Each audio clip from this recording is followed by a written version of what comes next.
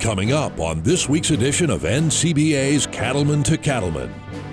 We have some encouraging news on how U.S. beef exports have fared so far in 2019.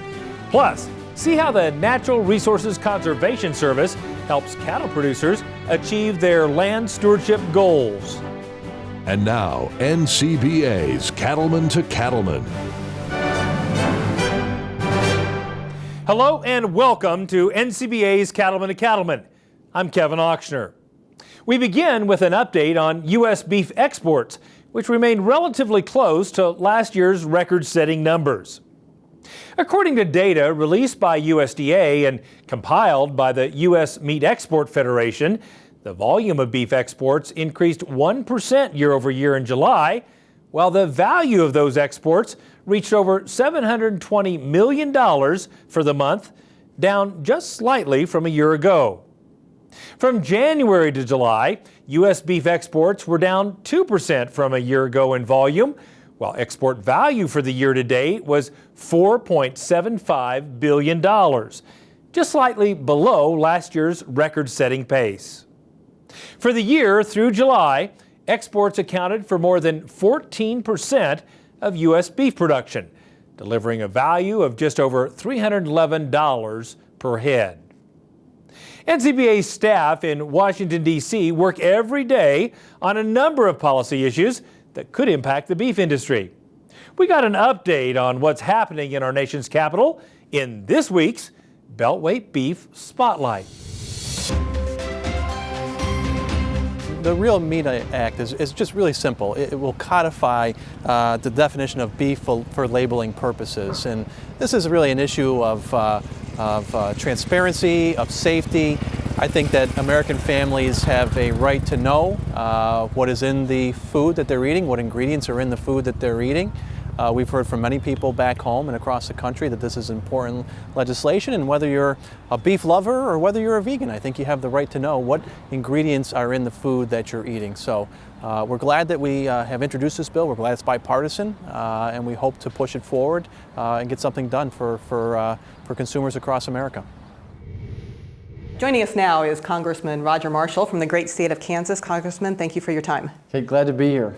I understand you're introducing a very important piece of legislation called the Real Meat Act of 2019. What is it and why is it important? Well, I think we're trying to, number one, is just define what real meat is and what real meat isn't. And I got so many complaints from folks back home. They walk into their grocery store and then here's this fake meat in there with the other real beef from Kansas. So it's very irritating. And we think that consumers today, more than ever, want transparency. They want to know what they're eating, where it's from, all those issues like that. And it has to cut both ways. So here's a new product that's being introduced. It's very unregulated. We don't know if it's safe or not.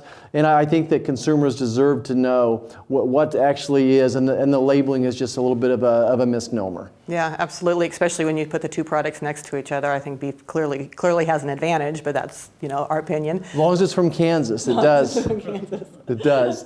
Yeah, I think the only argument up here is which is a better tasting beef, Nebraska beef or Kansas beef.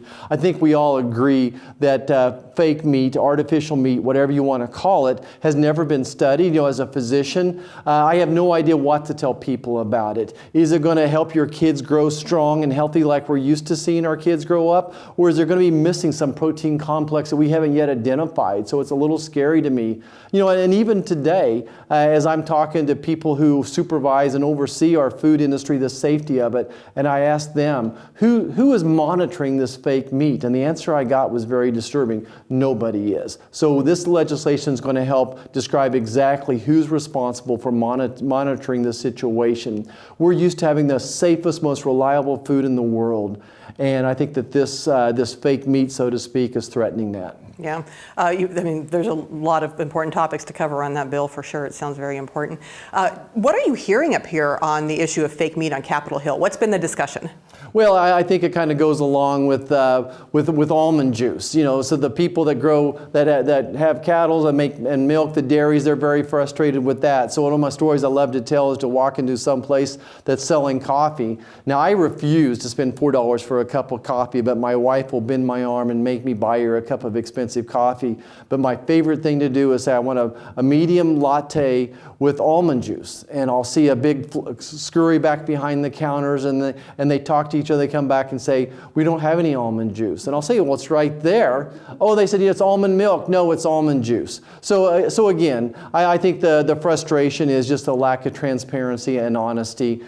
Beef, a very important product for Kansas and for Texas and Oklahoma, Nebraska, Iowa, all these states, very important industry, and we want to protect it. Yeah, beef producers definitely don't want to fall into the same category as the dairy industry with almond milk and that type of thing. So my question then is, what can beef producers across the country do to help support this legislation?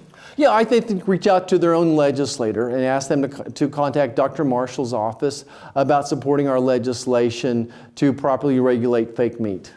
Dr. Marshall, thank you so much for your support of this bill and for recognizing the importance of the topic. We appreciate it. I'm proud to carry the load on this one. Thank you so very much.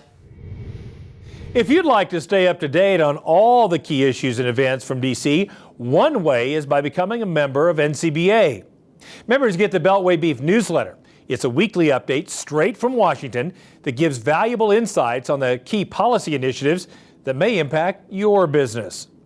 To join, just call 866-233-3872 or visit the website ncba.org. Still ahead on NCBA's Cattlemen to Cattlemen, we'll tell you everything you need to know to register for the upcoming Cattle Industry Convention and NCBA Trade Show. Stay with us. We'll be right back.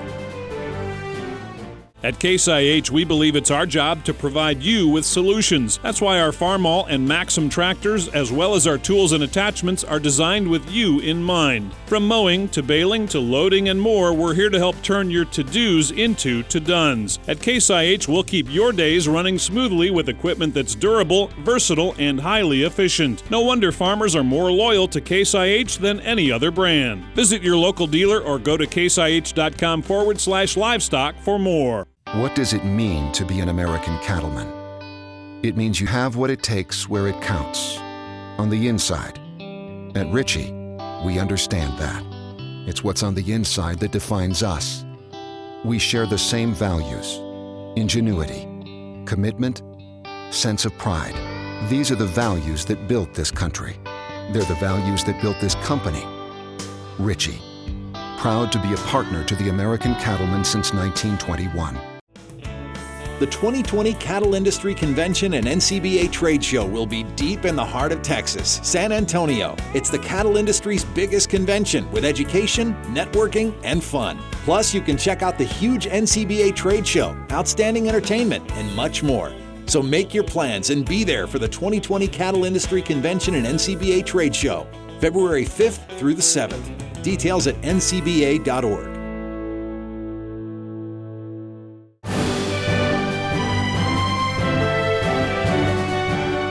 Each year, a huge crowd turns out for the Cattle Industry Convention and NCBA Trade Show. It's a unique and fun environment for cattle industry members to come together to network, create policy for the industry, and to have a little fun. And joining us now is Kristen Torres, NCBA's Executive Director of Meetings and Events. Kristen, thanks so much for coming today. Yeah, thanks for having me. You and your team are really busy right now getting ready for this little event in early 2020. Tell us a little bit about the planning process. This time of year, it's all about the details. The big stuff's planned and in place, but now we're deciding how many gallons of coffee we need to order, where we need to order electrical, where we need to put some tables and chairs. It's all about the nitty-gritty right now, putting in some long hours. You know, we've been to San Antonio several times now, and why do you choose San Antonio as one of the popular destinations in our rotation? Sure. San Antonio's in our rotation because it's easy to get to. It's close proximity to a lot of producers. It's warm, the beautiful Riverwalk, and they have a great setup for conventions. And actually for folks that have been to the convention before, the experience is going to be completely different this time because they have an entirely new convention center there, in addition to some brand new hotels. And let's not forget the good Mexican food. Yeah, absolutely. That's great too. What can you tell us about some of the speakers and sessions at the 2020 convention? Yeah, we have a great lineup planned for this year. Cattlemen's College has over 20 breakout sessions. They're going to do some live cattle handling sessions as well during Cattlemen's College. We'll hear from Captain Scott Kelly in our opening general session, and a gentleman by the name of Kevin Brown's going to close out the convention for us, and he's going to talk about being a hero and the hero effect. Wow, that is encouraging. You know, I always enjoy the entertainment. I mean, the fact of the matter is, it really is fun. It's just a fun way to get away from things. It's not all about business. Tell us a little bit about the entertainment you guys have scheduled in San Antonio. Sure. We try to make the convention fun for everyone as well. You know, a lot of people do treat this as their vacation, so we want to make sure that we have a good time. We're going to do a Sunset Music Festival at a historic train station in downtown San Antonio, and then the convention will close out with a professional bull riding event, which is going to be exclusive for NCBA members and all the attendees for the convention. And let's not forget the trade show. It's always such a popular event. You know, I've had people tell me it's the Super Bowl of agricultural trade shows. What do we have in store this year for the big trade show? Yeah, absolutely. So again, I mentioned there's a brand new convention center, so the layout's completely different. We have 8 acres of exhibits this year. So you're going to see walking shoes. Absolutely. You're going to see all different kinds of companies, everything you need for your operation. There's all kinds of new education on the trade show floor as well. So we have Chutes and Scales Showdown, which people are going to be able to compare side-by-side chutes and scale systems. Wow. We have a demonstration arena where we'll do cattle handling sessions right there on the show floor. We're going to do a drone drive where people are going to actually get to see drone demonstrations inside the building. Oh, that's great. And then we also have another new education program that are called Table Talks. Those are round table discussions that'll happen right there on the show floor. People get to get up and close and personal with speakers and other producers to talk about issues, problems. It's going to be great. It's will be neat. A lot of new content this year. That's great. And what do people tell you about coming to the convention? I'm sure you get lots of feedback from folks. What is the value that they find in coming to the convention? Probably the most invaluable part of coming to the convention is connecting with other producers from across the country.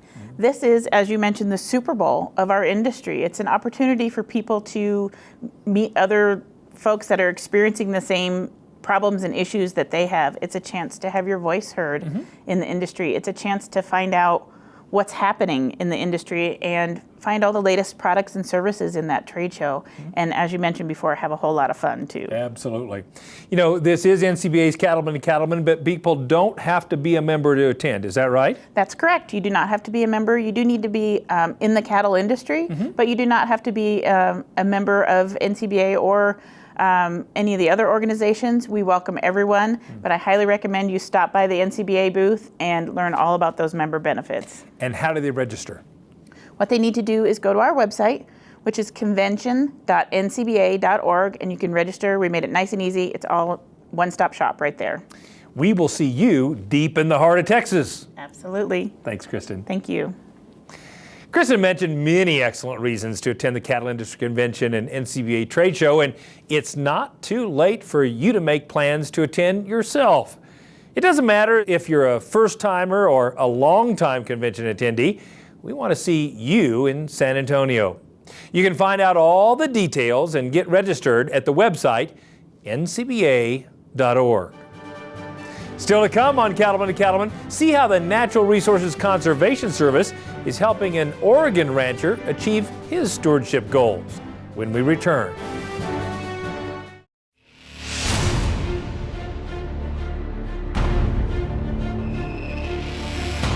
When the field is your office, you never get tired of going to work.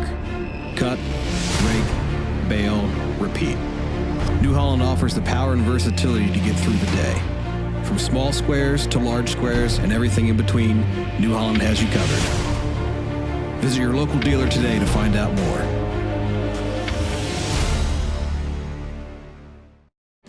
Are you ready to go deep in the heart of Texas for the 2020 Cattle Industry Convention and NCBA Trade Show? It's the cattle industry's biggest convention back in San Antonio, a place filled with incredible sights, history, food, and fun. And you can't afford to miss the huge NCBA Trade Show. The trade show is unbelievable. I think it's the biggest one I've ever been to, and it seems like it just gets bigger and better every year. There's no better place for cattlemen and women to learn, have fun, and connect with fellow producers from across the country. Cattle Industry Convention is one of those can't miss, right? If you haven't gone or haven't attended, you see so many old friends, and it really is. It's a combination of business and social. Amazing speakers, unbeatable education, all for cattle producers. So plan now to go deep in the heart of Texas for the 2020 Cattle Industry Convention and NCBA Trade Show. Visit ncba.org for more.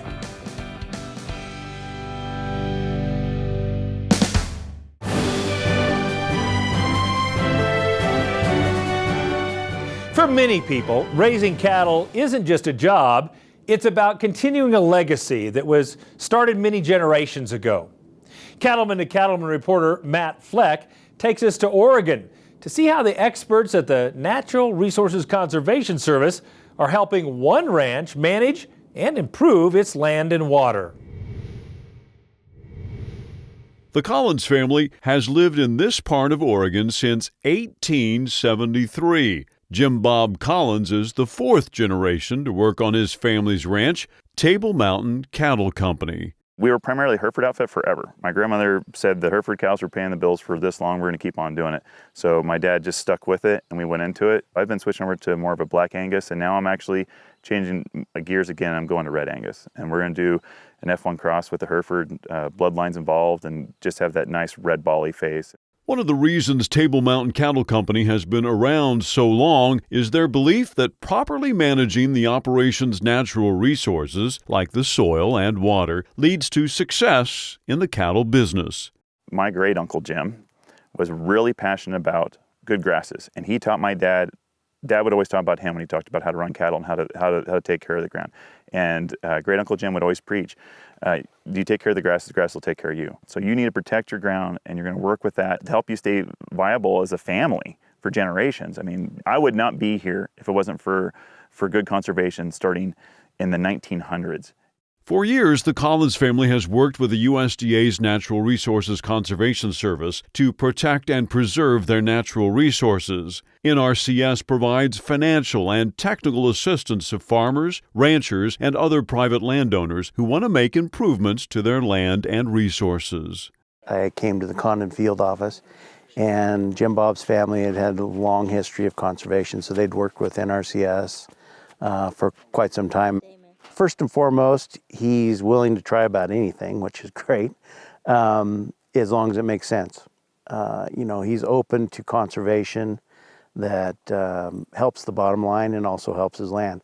One of the early steps the Collins family took was creating a conservation plan with NRCS. The agency analyzed and evaluated the ranch and offered advice on some long-term conservation practices that could help improve the operation and its natural resources. That all starts with a conservation plan, with putting all those ideas and coalescing them into a plan that we go out and we understand what the resource concerns are that Jim Bob is facing, not only by talking to him, but also, looking at ourselves and taking an inventory of the property. And then coming up with some solutions and planning them out, not just 1 year, 2 year, 5 years. We're looking 10 years down the road. We're not in this business to do it for a year. We're in this business to do it for a lifetime. If you look at a larger scale, they're going to be trickle-down effects for tens of years. We could be getting into some stuff that's going to be beneficial for you for 100 years when we get some of these bigger projects. One important project Jim Bob worked on with his local NRCS team was cleaning and repairing the stream that runs through his property. We're on the upper end of what is called Mountain Creek. The water from this way north, it's all going to run down into the John Day River, and that'll go into the Columbia from there. The creek at one point had been kicked over along the base of the hill back behind us, and that took it away from running through the gravel bars that live naturally in the bottom of the valley. And it also took it away from a lot of curvature that the steelhead and the salmon need to help slow that water down, to help the finer gravels to get deposited for what they need for spawning. And we took out any passage issues like small culverts and replaced them with bridges, and we helped to build this out. And we fenced them off so those plantings would be protected from the cattle from grazing. It was about 5 or 6 years we broke this project up over, and it was a lot of work, and it has had a ton of benefit because we were able to recreate floodplains, and by doing that we were able to redeposit some of those soils back on the meadow to fill in the low spots so it would irrigate more efficiently. In addition, water development has allowed for better distribution of livestock within the pastures. NRCS helped Jim Bob place stock tanks in strategic locations that would draw the cattle away from sensitive riparian areas.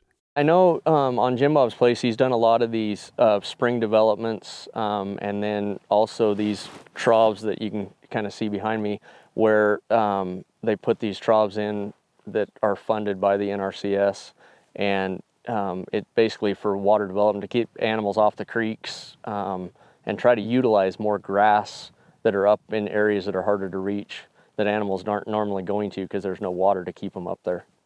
It's been great. I mean, that by allowing that water to go to the top of the hill, it pulled those cows off of those riparian zones on the bottom and helped them scatter out and do so much better. Like that pasture looks much better now because those tops are getting grazed evenly along with the bottoms.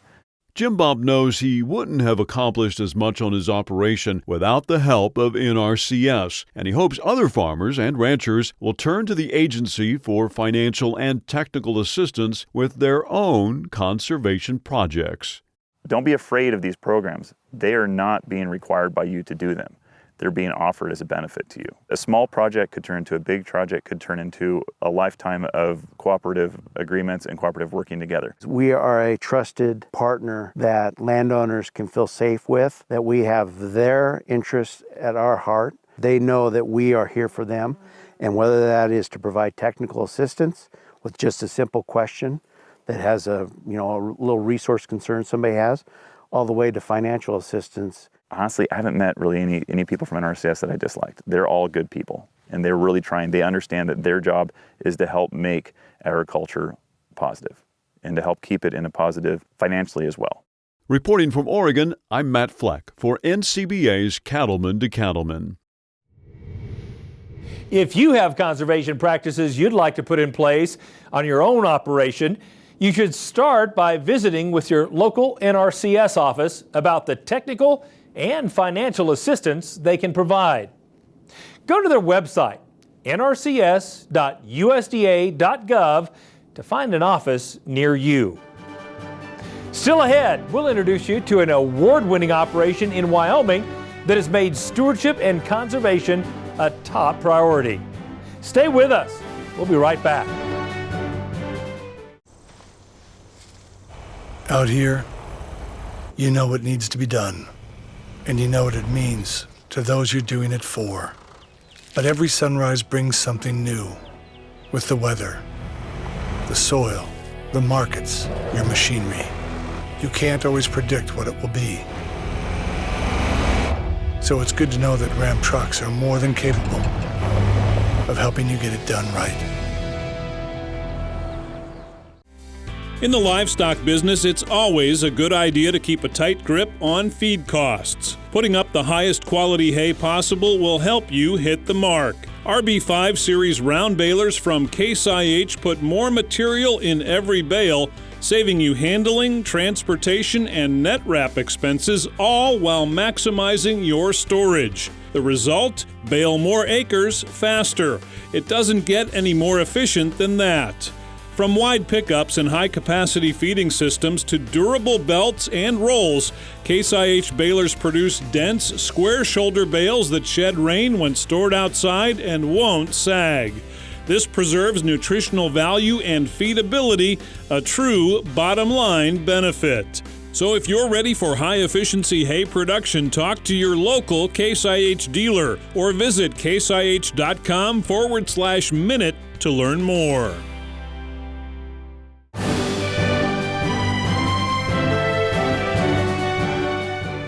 The desire to leave the land better than they found it is a common trait among cattle producers, and you certainly see that in action with the regional winners of the Environmental Stewardship Award.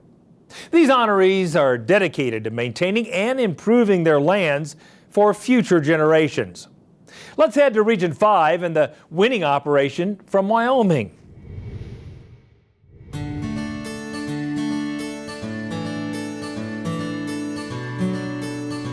In southeast Wyoming, Larry Kundle is right where he likes to be, on horseback, moving cows and calves to fresh grass on the Kundle Ranch. Larry grew up here, and he and his wife Ruthie worked this land together. The ranch has been existing in the Kundle family for 102 years now. We're the 4th generation and love it here. For Larry, of course, this is his family ranch. This belonged to his grandparents, great-grandparents. So there's a lot of history here. And for me, I just love it. I love the ranching. I love the cattle. We have a cow-calf operation, also a bred heifer operation. We'll AI this coming week, about 150 head of heifers. So some of those will be sold in the fall, along with the steer calves. We'll probably keep the heifers and do it all over again next year. The ranch is approximately 8,000 deeded acres, and we lease another 12,000 acres from 6 neighbors and 6 government entities. So we run on a little over 20,000 acres, and ranching's what we do. The Kundle Ranch adjoins the Glendo Reservoir, which now covers the original headquarters. Their land also includes a section of the Oregon Trail, and Larry has worked to gather and preserve that pioneer history. And with a lifetime of experience, he's become an expert at monitoring the range to always keep improving. I think grass likes to be grazed. The carbon cycle likes to be pumping that carbon in the soil, so I think it's our job to graze it. Not too much, not too little. For example, this year sweet clover is abundant. It's going to be here for a short time and it's going to be gone. We're trying to graze the sweet clover to leave just enough that it'll go to seed, take the top off and move on. I see as we get better range conditions, I see the fire conditions getting better too. Larry's very innovative. You know, he looks at, he's what I call a kind of a ground up type manager. He looks at all the building blocks of what makes agriculture successful and what makes plants grow and those kind of things. And once you start doing those kind of things, you know that from a bottom up, things are going to come out well. And he's going to have a good sustainable ranching operation. It's about the cattle always, but it's really about the grass. And the last few years we've realized it's really about the ground and what's in the ground. The biology that's under the soil is really more important to us than everything else if we're going to be successful. Raising grass to raise the cows that nourishes a lot of people, we hope. To supplement their grass, the Kundles use center pivot irrigation to produce hay for winter feeding. In addition, they've added miles of cross fencing and solar-powered water tanks to help strengthen their rotational grazing plan. Thanks to NRCS, we've got, I think, 18 different solar wells, solar pumps. Where we don't have water access, we've got water lines. We've got, well, it's over 9 miles of water lines now, 3 separate water lines. Well, the one that we're putting in this week is the 4th water line that we're putting in that will water at least 2 or 3 different pastures. Rotational grazing, cross fences, water lines, all of those things to enable us to keep our grass good, not overgraze. From a stewardship standpoint, the Kundles have done a really great job. Cattle are now grazing areas that they weren't able to access before due to distance to water. They're seeing a benefit there. It's also benefited the wildlife as well. They've developed water in this arid plains area, but the antelope and the mule deer and the elk and even the neotropical birds, the grouse, they all benefit from that water development. They benefit from the crops that are grown from the alfalfa. So I think they're a stellar example of stewardship and sustainability.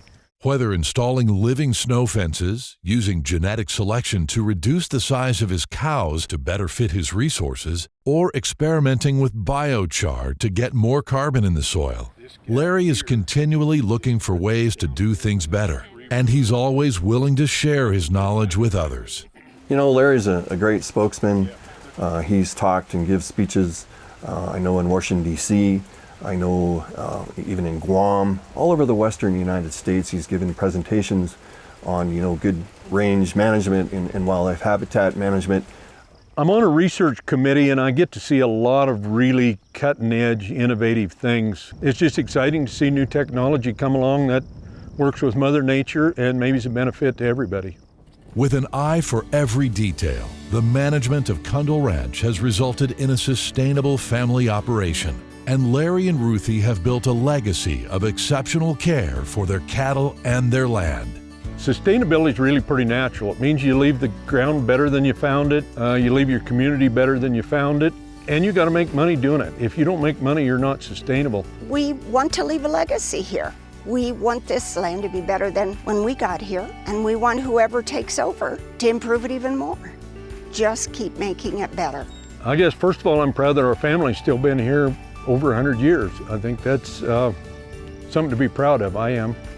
We've still got cattle. We've got more cattle than we've ever run, and the grass is looking better than it ever has. So I'm proud of that. Stewardship to me, I guess, is a lot like sustainability. It's taking care of what you got and leaving it better than the way you found it, if possible.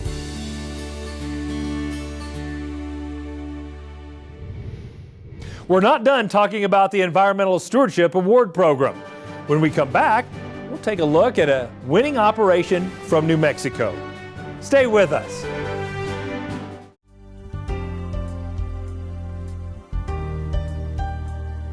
When we start to break down the economics of cattle production on pasture, pasture is the cheapest source of energy that we have for cattle production. Most estimates that you see from universities will say that grazing an animal costs about 45 cents per head per day, and that pales in comparison to the cost of stored feed for supporting that animal. So forages, they're the base of our operation. They're the key to our economic success. So any type of management that we implement that's going to improve that production, whether that's weed control or fertility, is going to help us save money at the end of the season. So when you're looking for weed control options for your pastures, go to rangeandpasture.com and find your local Corteva territory manager for more answers.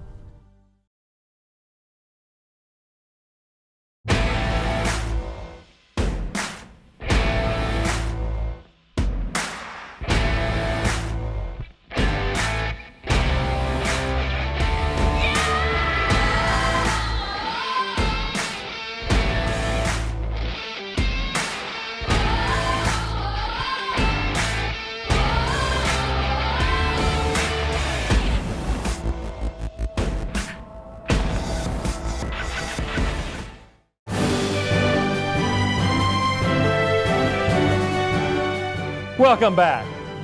Every day, cattlemen and women care for their land and their animals. They do so because they're committed to leaving what they have better than they found it. Today, we're looking at a couple of regional winners of the Environmental Stewardship Award.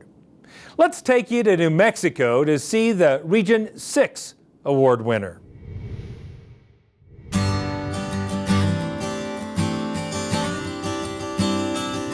In northeast New Mexico, Ute Creek Cattle Company has been in the same family for more than 200 years. Tutta Libby Cruz is the 7th generation to ranch on this land. Jack and I lived in Wyoming, Cheyenne, Wyoming for 37 years, had a wonderful life there. I knew we'd come back to the ranch eventually. My heart never left. And although I had a wonderful life, I was very excited about coming home.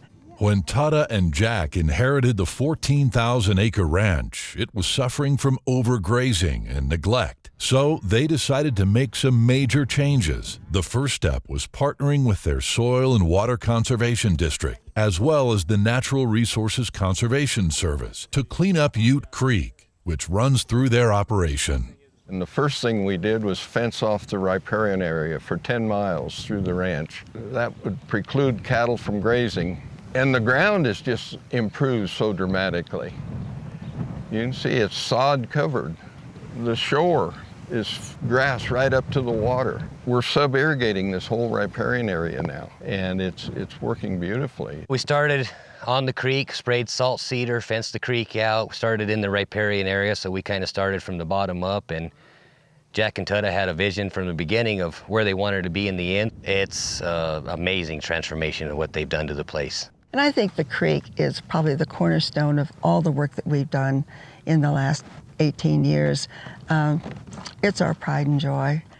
The fencing around the creek became the starting point for a new grazing system. Tutta and Jack installed 25 additional miles of fencing, which divided the original 4 large pastures into smaller, more manageable paddocks. We were able to run fences out from the riparian border fences to create our 23 new pastures. And so it really worked slick. It was like a grand plan that came together. And they vary in size from 300 acres to 2,000. We have a good overall plan, and then we adapt it as we need to, kind of on the fly, and what the land is telling us. Because you can really lay out a plan on the computer or have this big plan, which is good, but you need to be able to read the land and the environment and kind of watch and let it tell you what you need to do. We know that this adaptive grazing plan and this time-managed grazing through this system creates the most productive regrowth. And so we use our cattle as a tool to maximize forage production and to help control invasives, because the more you graze and you graze it well, the fewer weeds come back. Jack and Tutta are very progressive whenever it comes to any type of innovative ideas when it comes to beef cattle, as well as soil health. They're always right on top of any of the new innovations that come out. They're just real leaders, and they're always willing to try something new too. They're not afraid, and they're willing to take that step and try. Since Ute Creek was no longer available as a water source, a new distribution system was installed to ensure cattle can have access to water anywhere on the ranch. We determined the highest point on the ranch, which is on that hill over to the east, and we put 2 10,000-gallon water storage tanks, and then that gravity flow allowed us to put in pipelines, probably 25 miles of pipeline, and all 2-inch poly pipes so we could have plenty of recharge. And then we take water all over the ranch from that point.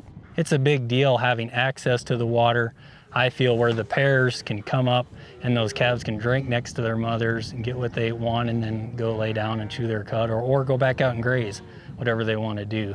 Ute Creek Cattle Company also added shade balls in their tanks to help reduce water loss. The balls allow for rain to pass through while reducing evaporation. It's calculated that the balls will save 91% of water from evaporation.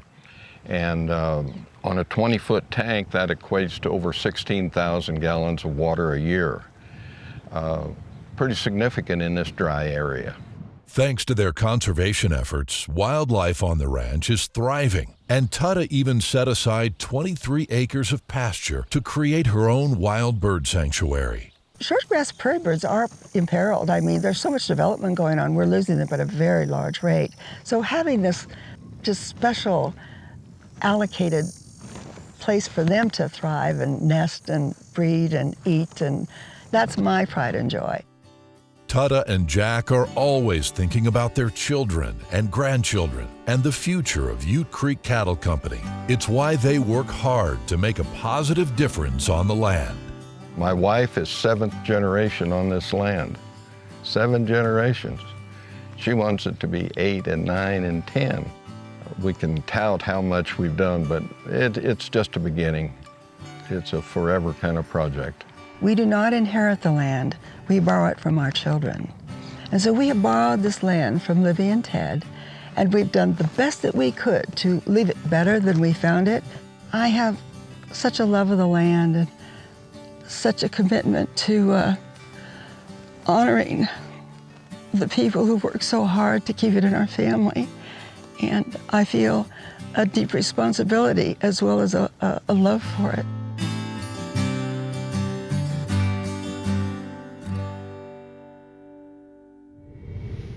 If you'd like to find out more about the Environmental Stewardship Award winners, see photos and videos, or even learn how to nominate someone for the award next year, visit the website environmentalstewardship.org.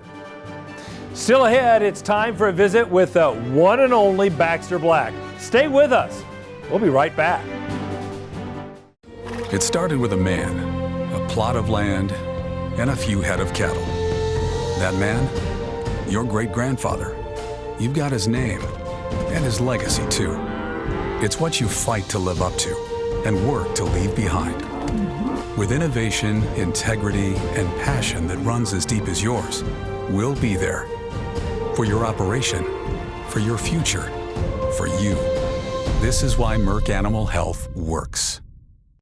We know you're up before the dawn because the cattle rise before the sun. And you spend long hours in the saddle because the herd isn't always over the next rise. And you care for the land because you know it takes care of your family. And we know you do great work. And it's time to tell that story to the marketplace.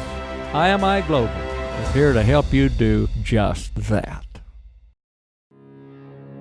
At Leachman Cattle, we're committed to building more profitable cattle. As a third-generation seed stock producer, our family has been in this business for over 80 years. Today, we have the best technology ever to build more profitable cattle. Our dollar profit index is a leader in the industry to help you balance all the traits that drive your bottom line. Give us a call or go to www.leachman to learn more. Stand by, Baxter. And action. The Ventura County Star in California had a column for the Lovelorn a la Dear Abby. They called themselves the Love Wranglers. There were 3 of them. Howdy. Dear Saddle Trio, my wife wants a divorce but still insists on us going to a marriage counselor so she can say she tried. What should I do? Signed, In the Crosshairs. Dear Crosshairs. Change states. Works for me. Dear Triple Tie-Down Triad, I'm a 22-year-old ex-model, now bank vice president, with a new dually and roping arena and 4 credit cards. How can I get my surfing boyfriend to pop the question? Signed, Palomino Yearning. Dear Yearning, kiss your surfing smoothie goodbye and send a copy of your resume. Complete with a picture of the dually. That's right, to the Tri-Tip Cowboys at rideonbaby.com. Dear Tumbleweed Triage, our first wedding anniversary is coming up soon, and I'd like to get a gift for my wonderful cowboy hubby, signed, Still Swooning. Dear Swooning. Beer. It's always a good choice. Yeah, I like that. Dear Tripe-Eating Triplets, I'd like to marry my cowboy Robert, and have proposed to him in a poem which I can't quite finish. Can you help me? It begins, I'll marry you, I'm ready, Bob, if you'll just get a steady, signed, Anxious in Oxnard. Sorry, nothing comes to mind. Here's a nice one. Dear Triangular Trail Riders, my cowboy's been out on the wagon and I haven't seen him for 6 weeks. Any idea what I might wear for our first night back together? Signed, Stars in Her Eyes. Yes, ma'am, I do. Dear Stars, barbecue sauce. Dear Triplicating Cowpunchers, what's the best way to get a guy to commit? Signed, Desperately Seeking. Dear Desperately. Commit to what? This is Baxter Black from out there in California, too. Thanks, Baxter. I think those folks are in real trouble if they're looking for advice from you 3. Now, if you'd like to learn more about what's happening with NCBA's Cattlemen to Cattlemen, you can find us on Facebook. Be sure to like our page and we'll keep you updated with photos, details on upcoming shows, and much more. And it's a great way to connect with other cattlemen and women all across the country. So check us out on Facebook. We're back with more right after this. Stay with us. Join the National Cattlemen's Beef Association. NCBA is the oldest cattle industry organization, working every day to defend your interests in Washington, D.C. And there are big benefits to being a member. You'll get news you can use in the National Cattlemen and policy updates from Beltway Beef, plus big discounts from John Deere, Cabela's, and more great partners. Join now. Call 866-233-3872 or sign up online at ncba.org. When you're in the cattle business, no matter how much it's a business, it still starts with cattle. It's this basic notion that sits at the core of how we approach things at Behringer Ingelheim. We understand when you put the cattle first, it just naturally leads to doing the right things. If you want to do well in this business, you start by doing right. Take care of the cattle, and they'll take care of you. Deep in the heart of Texas, that's where the Cattle Industry Convention and NCBA Trade Show will be in 2020. It's the biggest convention just for cattle producers in San Antonio, a city with an amazing history that's packed with great food and fun. You can't miss it. So make plans now for the 2020 Cattle Industry Convention and NCBA Trade Show in San Antonio, February 5th to the 7th. Find out more at ncba.org.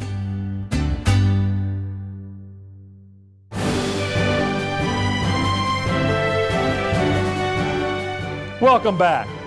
NCBA has long been a supporter of voluntary branded beef labeling programs. Brian Baxter has more on how the Kentucky Cattlemen's Association developed a branded ground beef product that increases the value of cull cows for its members. When Kroger was looking for a locally raised and sourced ground beef product to carry in their Kentucky grocery stores, they turned to the Kentucky Cattlemen's Association for help. Essentially, Kentucky Cattlemen's ground beef was created to be another market opportunity for marketing cull cows in the state of Kentucky. We saw an opportunity with Kroger as they came to us wanting a ground beef product that was completely Kentucky and truly Kentucky proud.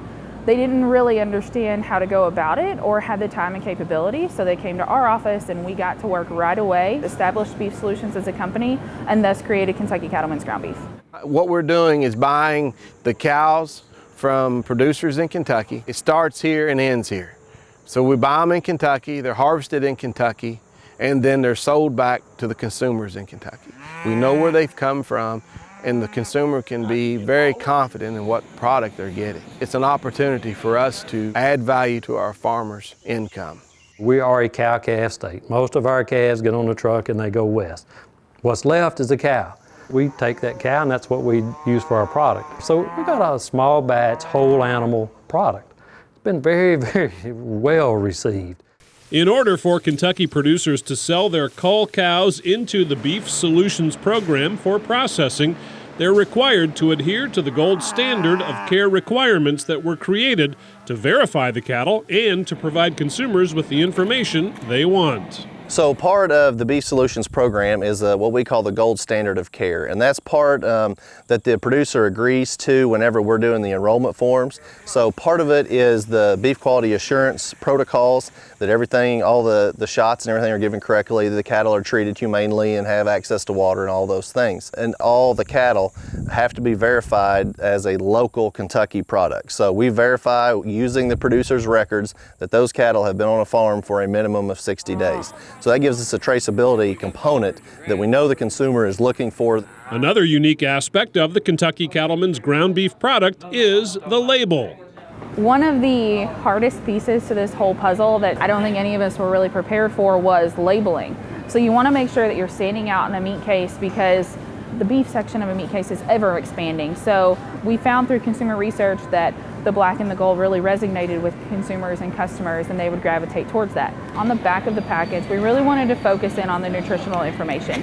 Beef oftentimes gets lost within that nutritional conversation, so we wanted to take a different twist on it and put the cooked values as well as the raw values. Traditionally, you see just the raw values, but there's a whole other story to be had once you've cooked the product. The program has not only added profit opportunities for Kentucky cattle farmers, but created a product both consumers and producers can be proud of. So since we started production of Kentucky Cattlemen's ground beef in March of 2018, we have packaged over 465,000 pounds of ground beef within that time frame. That has ultimately impacted over 100 farms here in the state of Kentucky in 41 different counties, and really has resulted in over $810,000 in farm gate sales, which is money that we've paid producers for the purchase of their cows for the program. The value is huge. So we modeled that program around cull cattle for a reason. There was not a strong market for cull cattle in Kentucky, so we wanted to be able to capitalize on that lack of a market and give those producers some incentive to put those cull cows through our program. So the biggest benefit is we pay the producers based on the hot carcass weight of that animal. There's a lot of value for a producer there. They can take them and put them through this program, and then also, you know, help create that sustainable beef and that local product that consumers are looking for, and they can be part of that local food chain. It's been such a great blessing to have this truly Kentucky product in the shelves. Granted, we're not the first Kentucky product to be in a retail setting, and I'm sure we won't be the last, especially when it comes to the ground beef sector.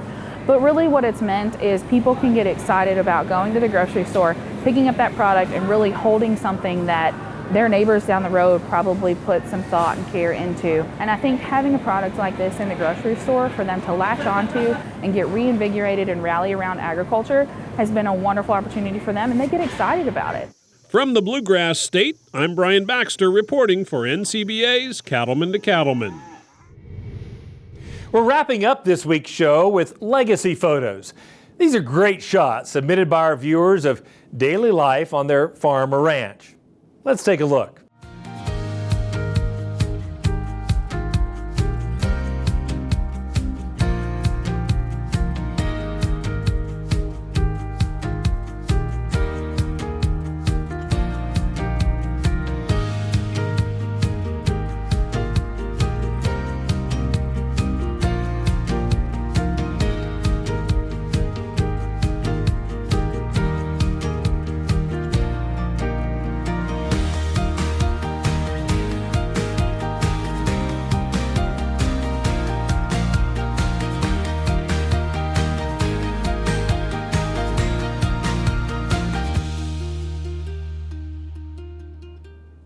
Want to see your photo on Cattlemen and Cattlemen?